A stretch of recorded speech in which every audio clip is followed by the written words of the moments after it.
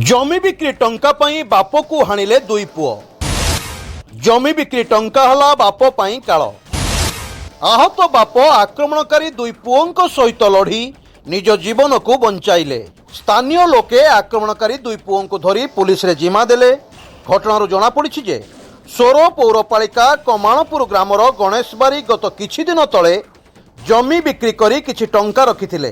सेही टंका को नेबा पाई आज सोरो कोर्ट छकरे तांकर दुई पुओ कमल और किरण मिलित भावे बापा गणेश को एक कटुरी रे आक्रमण करथिले। दुई पुओं आक्रमण रे गणेशंकर आखिपता और कपाल रे आघात लागिछि।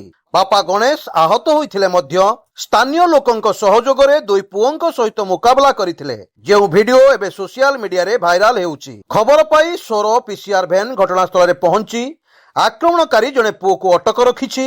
बापा गणेश को चिकित्सा पाई सोरो डाक्तरखाना रे भर्ती करा जायछि। पुलिस घटनास्थल बेग रे थिबा एक कटुरी को मध्य जबत करिछि।